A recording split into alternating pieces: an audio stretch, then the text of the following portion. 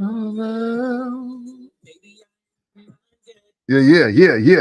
Oh man, I want to play that Demani for y'all. That tub of milk on the songs about her EP. No, songs about you. I'm sorry, songs about you. But man, we got some music stuff to talk about, man. Happy Friday night. It's Friday evening, man. There's a lot to talk about. A lot happening in the music world. And I'm most likely not going to be able to make it on live tomorrow. So we're going to do this tonight. It's been a couple weeks. I haven't gave y'all 2 lives in a couple weeks, and I apologize. You know, Black History Month gets real. But just so just kicking it and just trying to live life and get myself in the proper creative space. And plus, there's some wild, nasty, crazy work in the world of hip hop. So I'm going to talk about it. I'm going to give you my perspective. You can agree, you can disagree, you can talk about it. I'll shoot the link. Don't matter to me. But we got to talk about a lot of the stuff that's being said in the world of rap music right now. But before we do all that, made in the 1980s, that is the name of the podcast. The audio already dropped. Audio is out for this week. Episode this week, Am I Stressed? That's the name of the title. Video for all my YouTubers out there, the YouTubers. We're at 249, by the way. I'm 1 away from 250. I appreciate everybody that subscribed so far. Thank you very much. And Saturday morning, the Am I Stressed video is going to go live, man. I hope you check it out if you haven't already heard the audio version. Man, I feel good. There is a universal weight off of my back. We'll talk about it another time, man. It's time to get to this music conversation and get to this music conversation in a real way. First, let me start with, I guess, the oldest news. And this is J. Cole versus Freddie Gibbs. Right? So J. Cole back at it, talking about how he the best rapper ever in life. And he's kind of like, egging on, initiating, battle, I guess. Sorry, I was watching the SmackDown, but they just doing a bunch of talking. I can check that out after the show. And Freddie Gibbs, because Freddie Gibbs, man, not for nothing. I don't think he's a troll. I don't like using the word troll when talking about anybody that's trying to address or speak to somebody. I think there's an element of realness and truth and natural instigation. I don't call a lot of things trolling. Because why do you have that much time? Why do you have that much time to troll, quote unquote troll? Like, why? Get a job, get some vagina, go get something to eat. There's plenty of great tacos, you know what I'm saying? Get a burger, buy a pizza. Why sit here and troll? Use your thumbs for something else. But Freddie Gibbs raising his hand, he wants the smoke. To kind of frame it, back in the day, you can maybe go to a movie theater. You might even be in high school. You walk in the gym and somebody in there rowdy. And one of the things that they say in peak rowdiness is, man, I'll whoop any nigga in here. And then all of a sudden, somebody one day be like, what's up? What you say? Or like, oh, you can whoop anybody in here? I'm in here. You can't whoop me. That's kind of what's happening here with J. Cole and Freddie Gibbs, right? I don't mind the verbal sparring between J. Cole and Freddie Gibbs. Now, before I tell you who I think will win, I do want to say a couple of things. First thing I want to say is trying to compare their catalogs is whack. That's whack. And it's a tad unfair. It's a tad unfair because I think while Freddie Gibbs may put out more product, I would say that their missions in rap music have been different. There is the most major deal that Freddie Gibbs has ever had is being signed to Jeezy. While J. Cole was signed to Rock Nation. you know,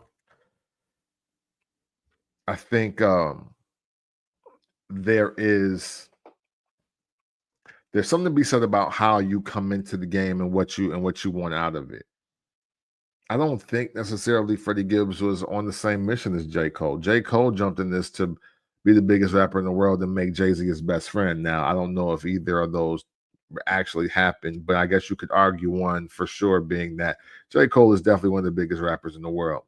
And not by chance, circumstance, or because of the machine. Like, he's actually really nice. J. Cole's really nice. And Freddie Gibbs just think he kind of sweet, I guess, at this point. You might as well say. Why? I don't know. Yes, I do. Let's talk about it. And I want to say this, and I want to be very fair to all parties involved. So J. Cole essentially didn't want to get in a rap battle with his two friends that actually don't like each other. That's what we saw. Because J. Cole is the only one in that big three that is adamant about how he's cool with Drake and that's his friend. He's done a lot for him, and how Kendrick is his friend and he loves Kendrick and he doesn't want a problem with Kendrick. And meanwhile, both of them, Kendrick and Drake, obviously they did what they did. We saw it. We don't need to rehash it anymore. I don't think a person bowing out of a battle amongst his personal friends makes him soft or sweet, or now it's open season for everybody else. I don't believe that. At the same time, I don't think J. Cole is a battle guy, though. I don't think he is. Now, he can obviously prove us wrong. Look, Might Delete Later, the last track, that wasn't enough in general. That was very subpar, even for Cole standard. Even for a non-Cole standard, that was very subpar. But I'm going to give him some grace because he didn't really want to go at his homie. However, I don't recall Freddie Gibbs and J. Cole ever being friends. And if you were that quick to drop some mid for Kendrick, I would be hoping you got some fire for Freddie Gibbs. That's what I'm hoping. That's the hope. I can't necessarily speak to anything beyond that. Because here's the deal. Y'all can compare the catalogs. I see a lot of y'all lying online. I see y'all lying. Talk to my guy Jones. Jones made the post. Who's bar for bar, album for album? Who do y'all got? Some of y'all saying Freddie Gibbs. You're lying. You never felt that way before this week. You never felt that way. And since y'all gonna lie, let me tell you the truth. Freddie Gibbs cannot beat J. Cole in the battle. Not in the rap battle. He can't. For being honest, Gibbs didn't really beat Jeezy. He didn't. Sorry. My man Wang is in here. What up? Yeah, man. Hey, listen. Truth, hurting. He just can't. And it's not because I don't believe Freddie Gibbs can't rap. I think Freddie Gibbs is incredible. He's an incredible rhymer. He has incredible flows. However, I remember the ESGN Snowman Killer moment in time. I remember it. He didn't get Jeezy out the paint. And J. Cole raps way better than Jeezy. Like way better. And Jeezy not trash. He not trash. But if I'm here to base you on just your body of work or the last little skirmish, verbal skirmish you got into, I got Cole. I got Cole, and if he activates his beige rage, it's not even close.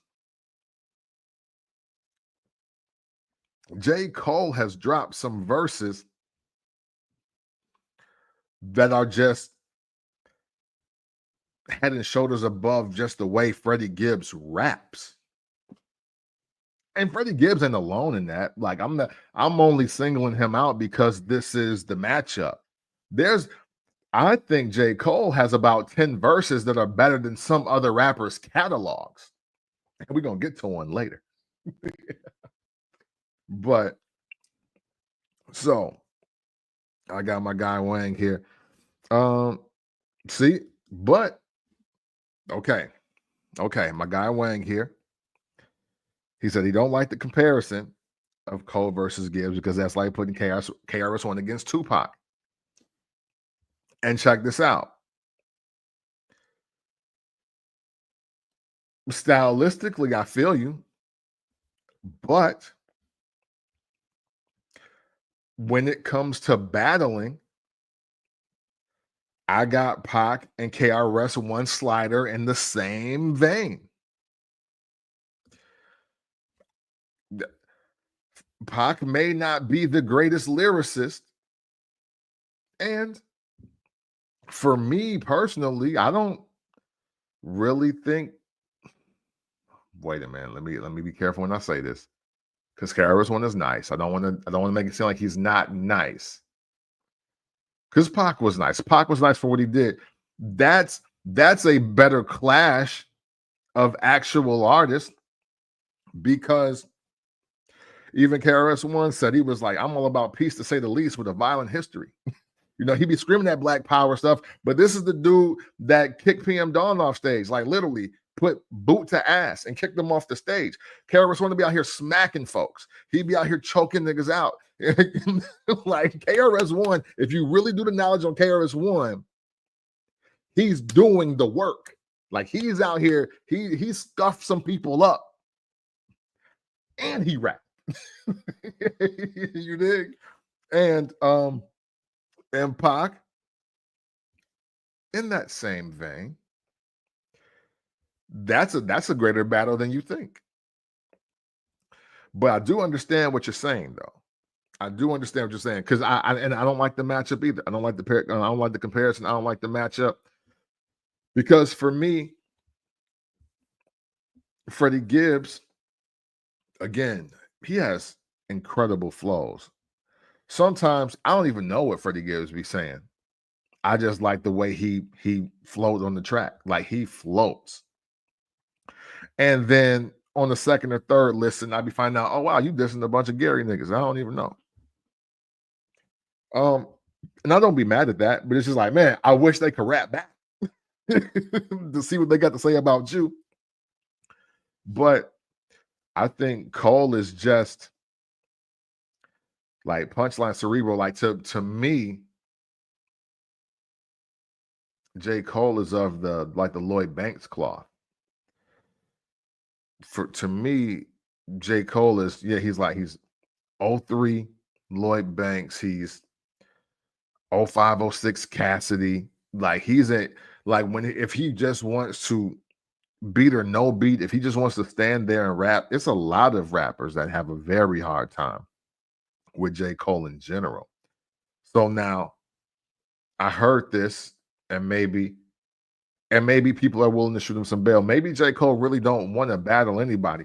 Maybe he wants to just get on tracks with everybody and just have the better verse, because that is a thing amongst people in music.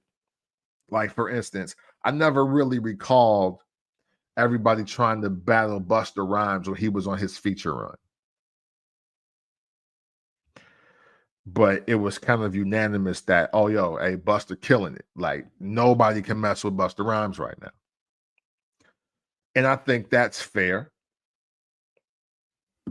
I think that's very fair to do that. I think there's more than one way to compete in rap music. There's more than one way to compete in the culture of hip hop.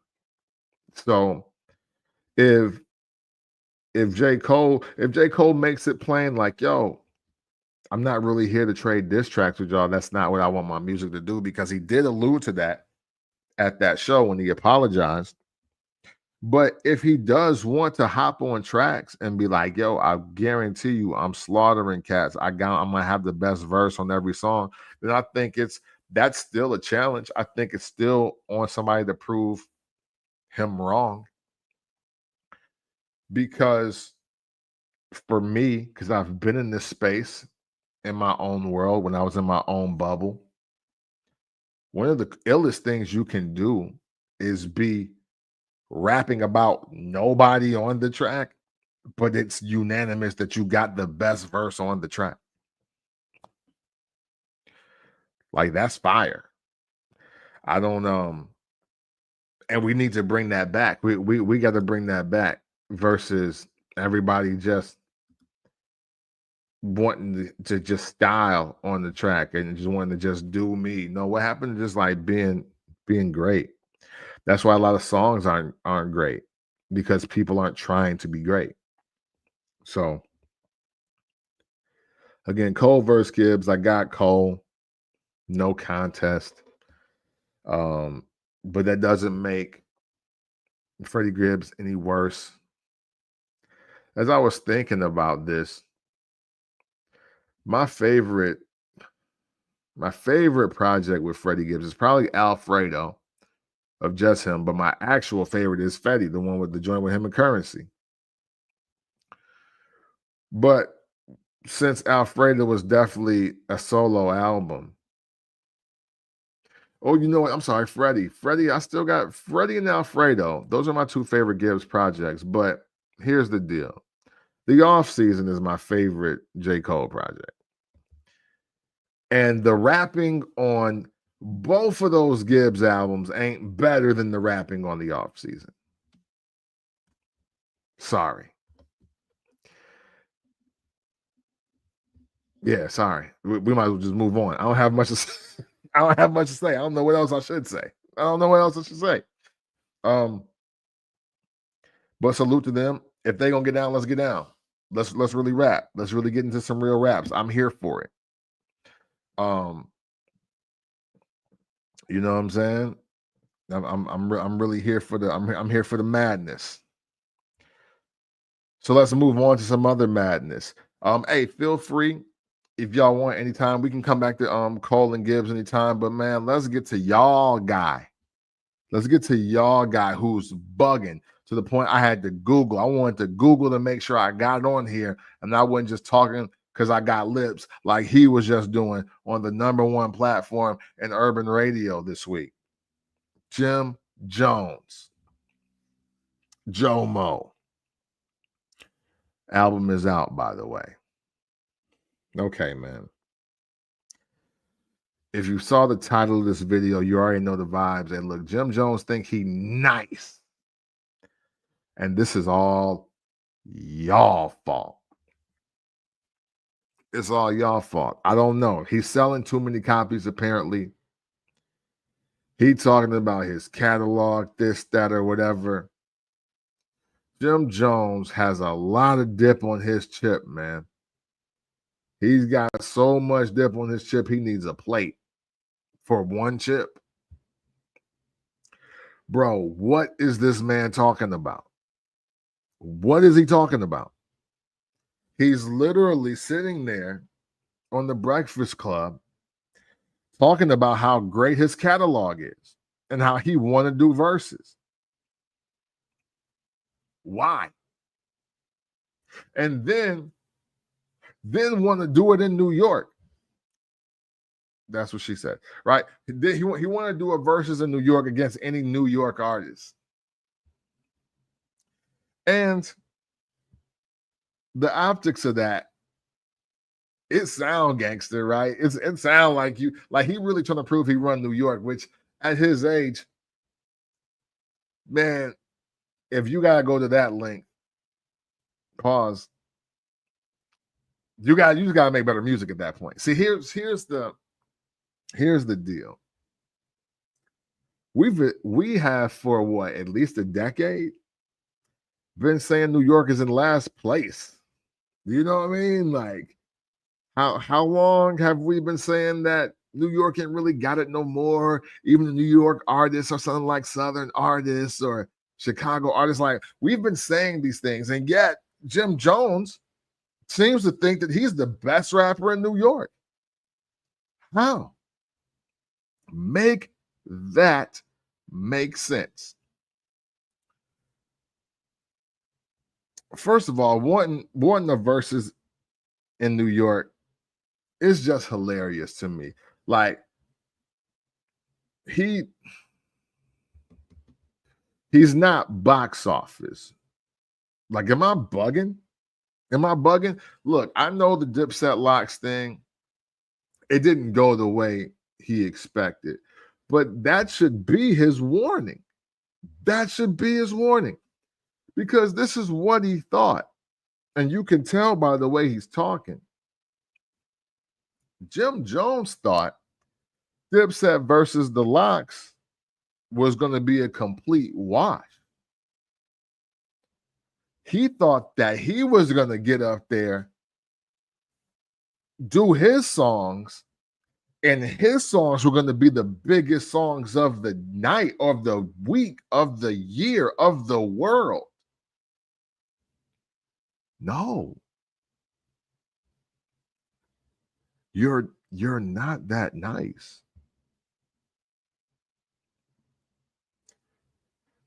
And the other thing that bothers me is that conspiracy theory time. Conspiracy theory time. I think Jim Jones is doing all of this because he wants to battle Cam. I think all of this is because he's hurt, angry, upset, and wants to really fight Cameron. That's what I think is the deal. Because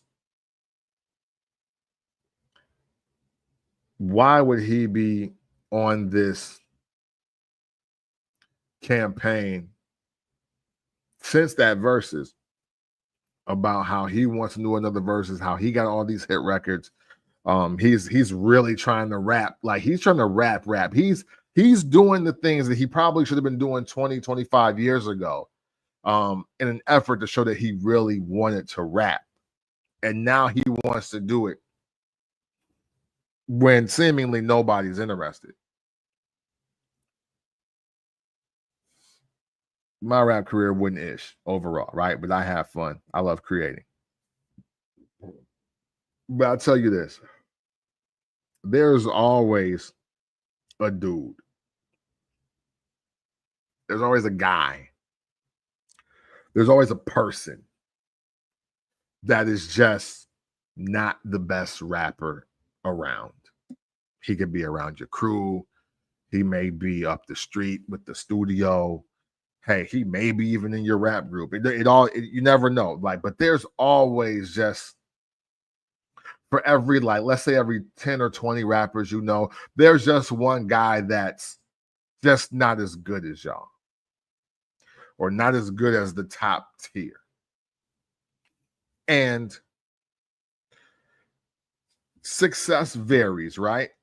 So depending on depending on how much success you get in the space, some people get burnt out of rapping. Some people are like, you know what, I'm not feeling it. My creative space is off. Or, you know, it's just like, yo, I don't have the passion. I'm not in it anymore. That's what happened to Cam. However, Cam, as he's walking away from the game, Jim Jones is now getting better. So now Jim Jones wants to compete with Cam. But sorry, you could have competed in 98. You could have competed in 01. You could have competed in 05, 06. You could have done that. when I really cared. You could have competed. If you listen to some of those Jim Jones albums when it's the Dipset and if it's Cam and Jim and Jewels, you can tell that Jim Jones is trying to compete. He wants to have the better verses than Cam and Jewels, and both of them seem a little checked out on a lot of those tracks. And it's just like, dude, all right, cool, let's do this. There's no chemistry. There's no cohesiveness. It's just everybody on there just rapping, just giving you a verse. And the sour grapes, I'm going to put on Jim Jones in because he literally wants to prove that he's a better rapper than Cam. But if we're going catalog for catalog, bro, sorry. You're still just not the third best rapper in Dipset. When we look all time, and it's just the ability to rap. You're not like you don't have the most hits in Dipset. You're not the second person with the most hits in Dipset. You don't have the biggest single song in Dipset. You just don't have it. And that's fine. Revisionist history is real. Revisionist history is real. This is how real it is. Jim Jones is on the Breakfast Club talking about Styles P didn't have the catalog to compete with him, how he got all these hits in New York. And I'm like, okay, I didn't know New York had their own ranking system. I didn't know that. But I tell you who does have a ranking system, and the numbers won't lie about this. Let's go to Billboard. Let's go to Billboard.com because the Hot 100 is the Hot 100. And if you're really that hot, you'll be in the 100, excluding nothing, excluding nobody. So, true enough, Good Times, I Get High by Styles P, it peaked at 22 on the charts. It did. We can't ignore that. For all you Rick Ross fans, I think he got so many hits, and this is why Drake be talking the way he talk about him. His second biggest charting song is Blowing Money Fast. Rick Ross featuring Styles P. That peaked at 60 on the Hot 100. Those are just the facts. So literally, Styles P never had a number one, and he doesn't have a top 10 hit, right? So he was accurate partially. Because here's the deal. I'm going to save the best for last. Pop Champagne, Jim Jones and Ron Browse featuring Joel Santana. Peaked at 22 on the charts. 22. Stayed 20 weeks. They did remixes, And again, I'm not here to talk about the region. This is the world. See, this is why he want to do it. Like his second biggest hit, Pop Champagne. Yeah, it's top 30 where he from, but nationally, it peaked at 22. Now, We Fly High. You know the song. Ballin'. Now, even with how successful that became, wrestler, MVP, Montel Vontavious Porter was doing the balling as a signature move when he was wrestling. Even though the New York Giants, after every time they got a sack or made a tackle, they would do the balling after every play.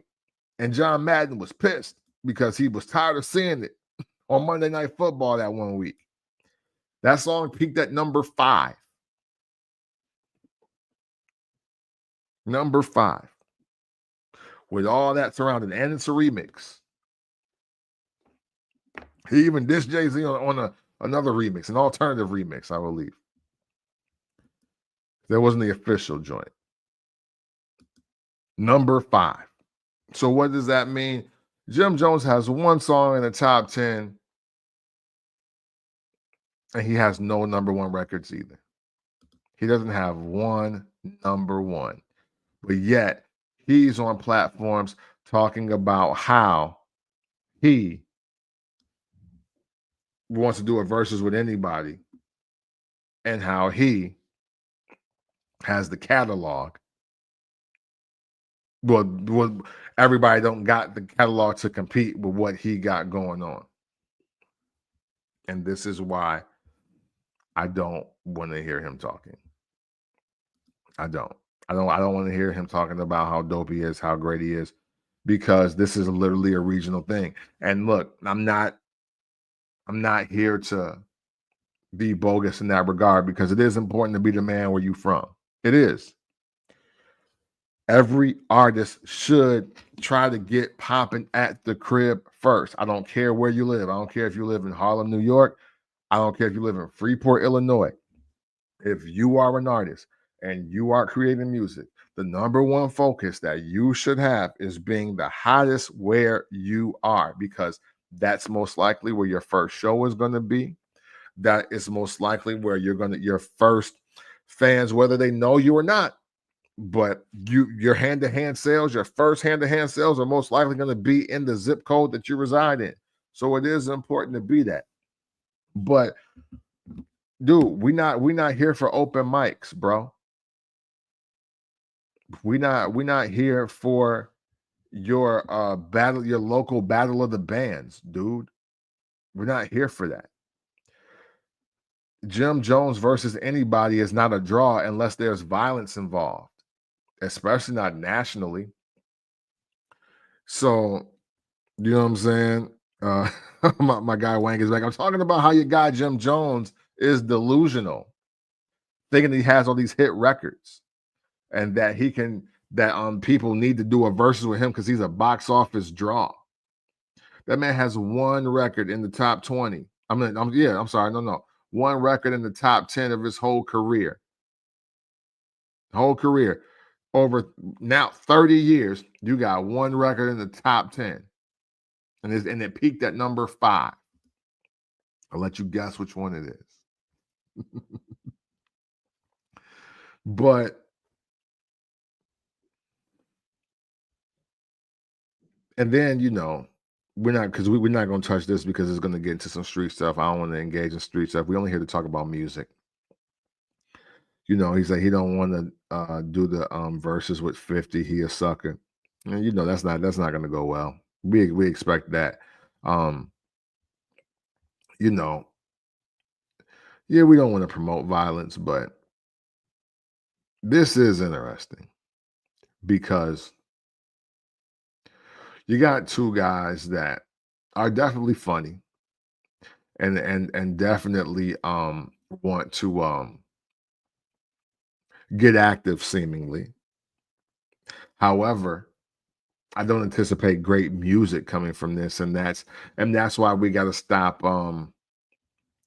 everybody from beefing, and we got to stop everybody from battling. A lot of these mugs cannot rap. A lot of these mugs are not the greatest rappers. A lot of them are only competing out of aggression because they don't want a felony charge, and I'm not sure if I'm with that. Oh, there's going to be plenty of Jomo slander. I can't wait for you to hear this back. I can't wait for you to hear it back. Because, dude, he's wilding. He's wilding. And now he's the bitter homie. Matter of fact, here's a remix of what I already said, just in case you missed it on the call. Jim Jones is the whack rapping homie that's bitter, that by the time he got pretty decent, all the homies stopped rapping. Like, that's who he is. Because had his bars been up to par when the rest of the crew was doing their thing, we wouldn't have this issue. See, for a lot of years, people dissed Sheik Luch, saying that he wasn't that great.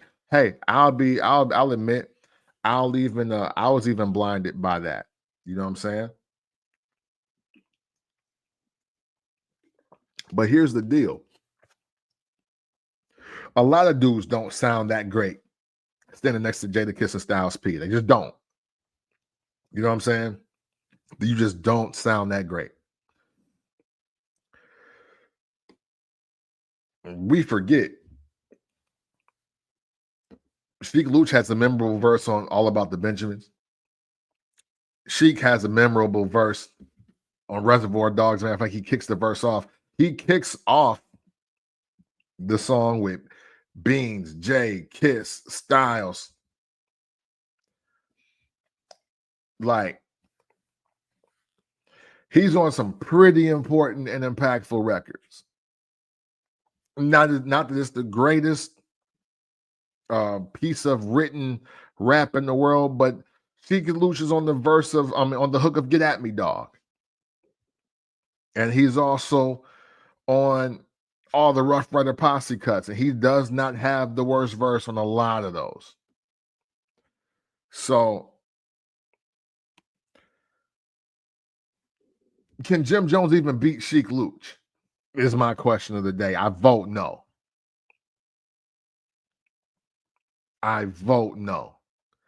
Jim Jones ain't got a hotter verse than Sheek Louch's verse on Reservoir of Dogs. Yo, shut the F up for a blast and banned from TV your ass. No mask, look at the camera like what? No, he's not beating that. He can't beat that. It's not even real. My cousin Dwayne chimed in. What's up, cuz? He's not that dude now at all. Ain't no YNs listening to him like he claims. Yeah, that's the other thing. That's the other thing. He really think he got the YNs in the streets just playing mad Jim Jones records. Hey, how my man, how the pimp say it? No, you're not. No, you're not.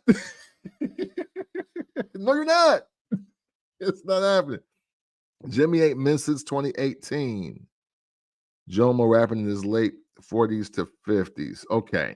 When we saying Jimmy ain't missed since 2018, what are we talking about? What are we talking about? I want to be clear. I just want to be clear what we talking about. When we say Jim ain't missed since 2018,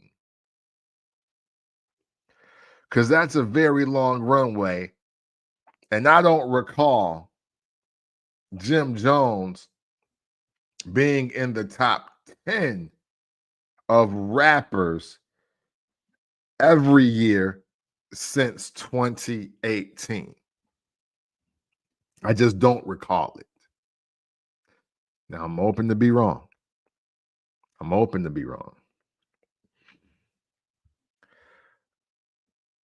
Jim rapping in his late 40s to 50s, that's not even my problem. My issue is, why does he think he's so nice in his 40s and 50s? And granted, it's good to have high self-esteem when you're rapping. It's good to feel like you are the best. So I'm not trying to hamper his self-esteem. But are you saying Jimmy ain't missed? When you say that, Wayne, because I want this up here as I ask this question. When you say this, Jimmy ain't missed since 2018. My question is that saying that you can't name 5 rappers definitely better than Jim Jones in each one of these years? Because to me, that's when you're not missing. When you can't miss, that means that, oh shoot, hey, this album was better than them albums. Like, so 2018, I'm trying to think what came out in 2018. So if you're telling me, hold on, let's go to just 2018 rap albums. I want to do this real quick. We about to Google. So off the rip, 2018. And I know I'm probably gonna be on the island on this particular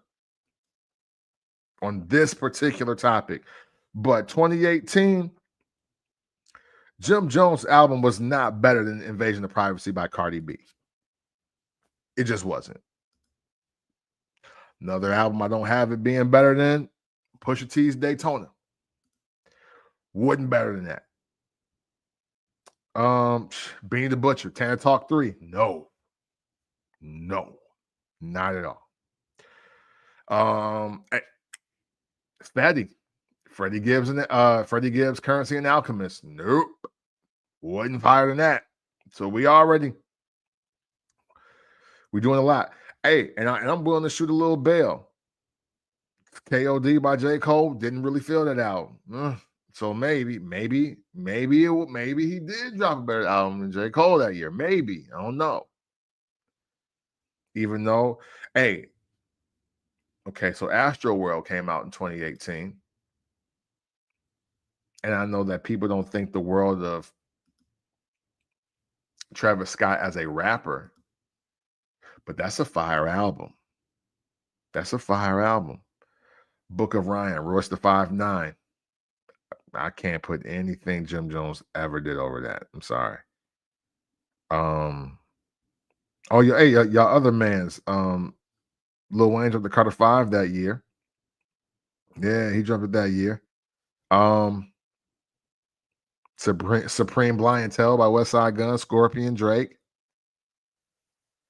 What was the album he dropped that year? Let's just see. It was probably like Wasted Talent or something like that. I don't know. I feel like that was in there. Hold on here. Jim Jones discography. Let's just look it up that way because nothing came up. But that doesn't mean it didn't exist. So I don't want to. So El Capo came out in 2019. Yep, Wasted Talent came out in 2018. Hey, look, hey, you know what? Shoot him some bail here. Because I don't think Wasted Talent was a bad album. It's not. And the beat selection, he's a great beat selector. But he not like really rapping about anything on there. Sorry. Beats bang though. Beats bang. Yeah, no, it's just. I mean, hey, look, the rapping matters to me, man. I'll leave it at that. The rapping matters to me, and I don't think Jim Jones raps better than a lot of people. And contrary to his own belief, he doesn't have that many hit records. He just doesn't. Now, maybe I need to move to New York. Maybe somebody needs to hit me to how incredible Jim Jones music is and sounds in New York. But as a Midwest kid, currently a grown man in the South, I do not see it. I just do not see it. Because he talking like he got 2 or 3 classics minimum under his belt. And I need to know what these songs are. And I'll keep it real. Post Dipset, there's some Jim Jones songs I know and even enjoy. Hey, look, I like both versions of Certified Gangsters. I like Bird Gang Money. Yeah, it's just me and my fancy car. Picked up my fancy clothes. You know what I'm saying? But it's like, but look what they saying. Like it's Bird Gang Money. Hey, you know what I'm saying? That part is fire. What else he got? He got some other joints I mess with. I'm not gonna be like, oh, the Baby Girl joint. The Baby Girl joint. That beat is so hard. I was so mad he got that. That was crazy. That beat is crazy. There's a song Diplomatic Immunity. I think it's on Wasted Talent. I mess with that. But yeah, man. It again picks great beats. Song structure is obviously working, but his catalog is not what he think it is. And I don't know why he well, I mean, it's not for him to be realistic. He's the artist. He's supposed to think he has the greatest thing since sliced bread and the condom. So you know what? Let's just move on. Let's just move on, bro. I don't think he raps better than anybody. Or we covered that. Hey, look, he carrying the flag for NY, and he trying to say the last 20 years he been on fire when nobody's put New York at the forefront of hip hop. And when they have, the conversation's been Nicki Minaj, the conversation's been French Montana, the conversation's been Jay-Z. the conversation has been Pop Smoke. It's been A Boogie. Last 20 years, going back to '05, the conversation's been Cam, Jewels, 50, Lloyd Banks. Sorry. Fabulous. Sorry. Nas. Sorry. Jada. Swizz Beatz got a run out there. Of just he was dropping albums. He was dropping albums. You know, hey, balling, top 5, we fly high. But good luck to Jim Jones, man. Best of blessings to Jim Jones, man. Maybe you'll find somebody that compete. Maybe y'all can do that on, Caffeine. Do y'all version of that on Caffeine. Bring Triller back or something. Nobody worth a damn that has real hit records is going to take Jim Jones up on this. I don't know why he's saying that. That can just be something New York exclusive. Maybe it's Smack DVDs back. It's Fight Club DVDs. Like, what's back for this to even be a thing? Here's a question for you, Wang. How'd you feel when both of your mans got into it? What's up with the Freddie Gibbs versus Jim Jones? Yeah, I didn't even think about that. Them both of your guys, and they went at it like physical altercation and all. That's interesting. And they supposed to both be well, they supposed to be both red tags, but that is what it is. Hold that thought. Final topic of the night, man. Rolling Stone, they list, man. See, y'all got to stop reacting to Rolling Stone. You got to stop just giving them what they want. It's all our anger, it's all our rage, and I get it. But let's talk about it. Rolling Stones, whoever works there, whoever it is, they were doing a list called the worst song on great albums. They call them the worst songs on great albums. But real quick, what's not fair? What's not fair? Yeah, if you're talking about Jim Jones and the Freddie Gibbs, hey, your guy squared up. I can't do anything about that. I just want to know who you got in the rap battle, who you got discog for discog, who you got in the verses, Jim Jones and Freddie Gibbs. Let's have a realer conversation for you specifically, sir. So that's what I want to know. Who rap better? Who the better rapper? Yeah, let's do that one. Who the better rapper, Jim Jones or Freddie Gibbs? How about that? Yeah. Oh man. So, like I was saying,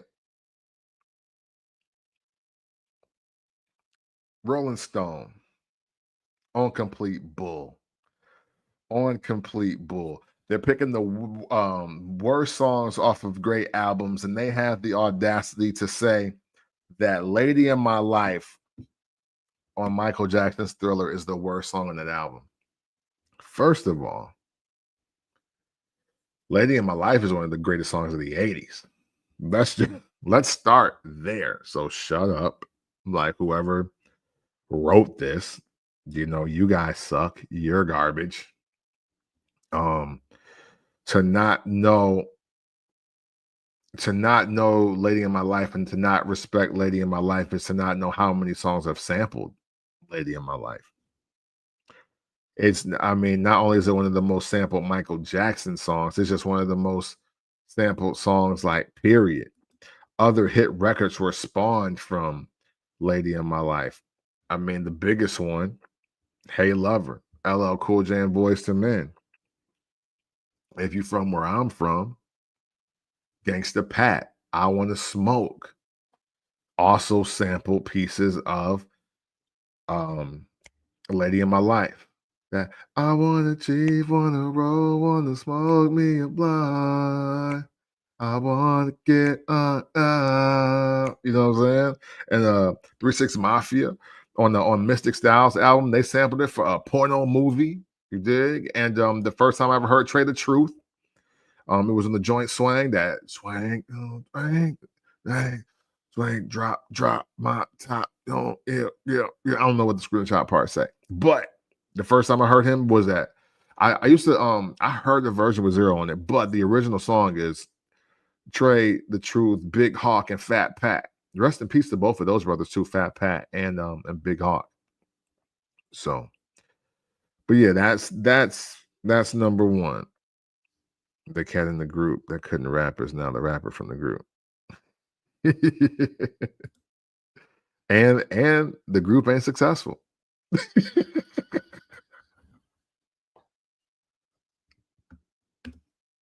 You know, and the group ain't successful. Sometimes when the last is first, the first is the worst.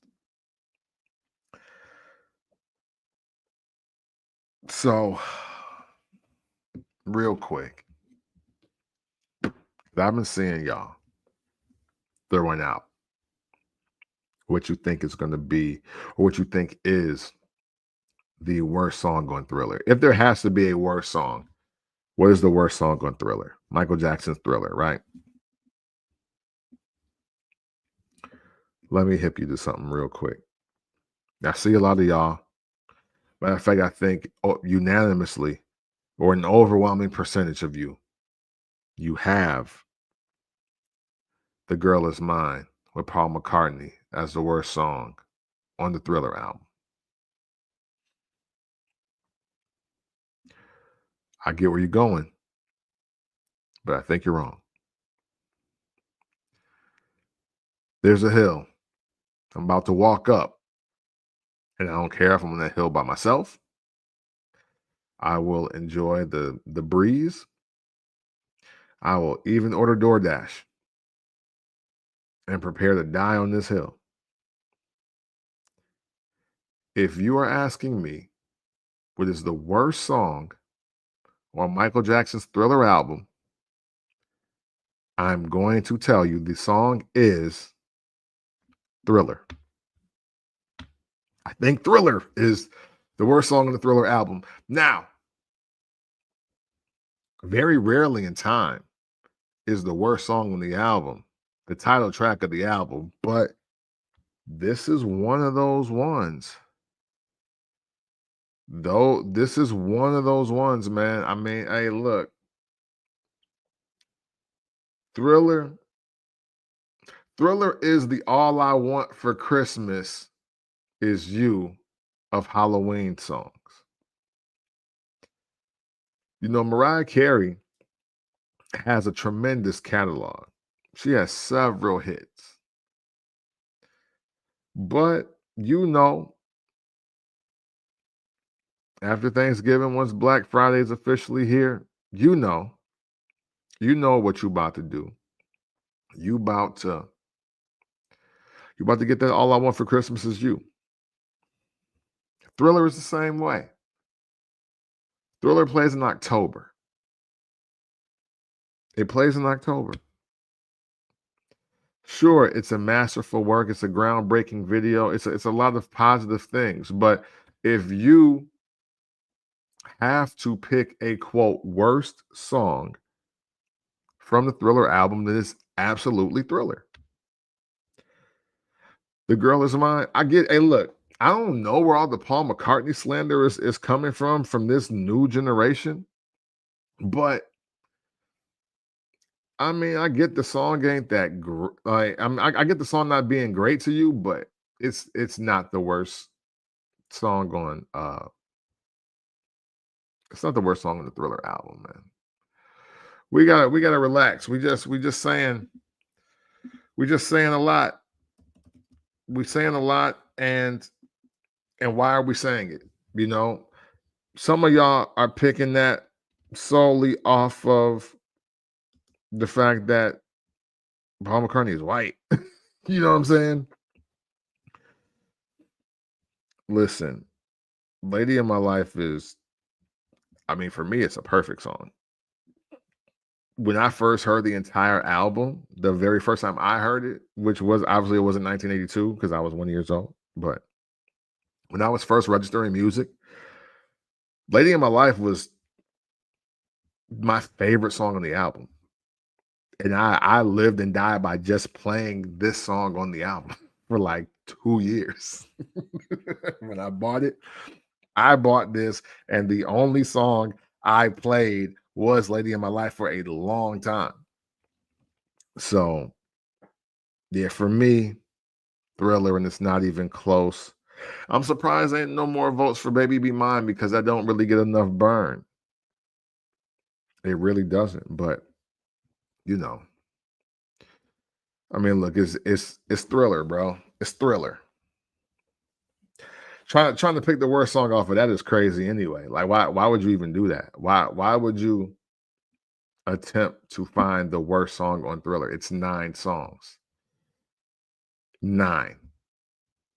And for their purpose, dare I say, all of them are perfect. Even the songs you may not want to hear every day. But if you just really listen to it, but see, I also see that many of you that are critiquing or judging or whatever you're doing to the album, you're also just going off of your memory. Y'all don't really be listening to these albums. So you gotta be careful.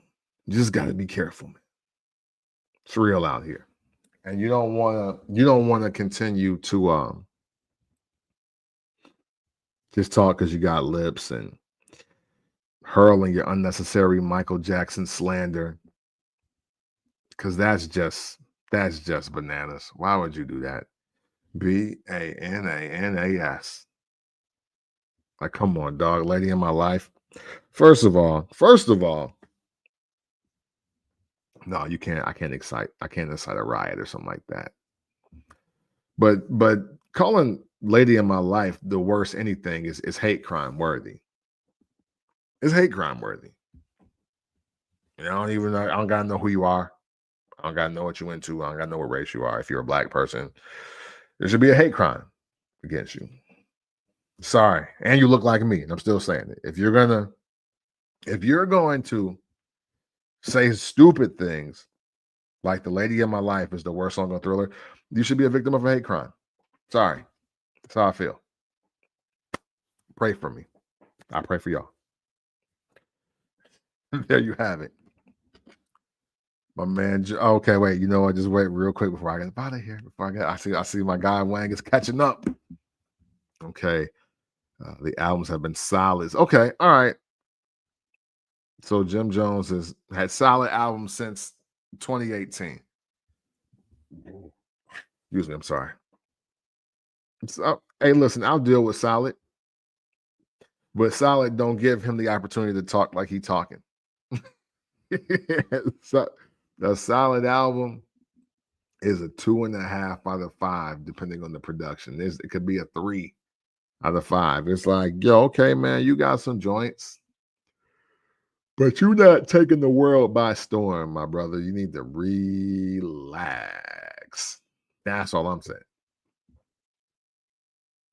So, man, thank y'all for checking out this live. It's a pretty short live. I just wanted to get some things out there real quick, man. Hey, look, man, again, I blame all of y'all for gassing, putting several batteries in the back of Jim Jones. Most of you talking about Cole and Gibbs, you sound foolish. Nowhere, nowhere. Not at one time. Even when they all started, when the miseducation of Freddie Gibbs came out, y'all were not putting him in that category with Cole then.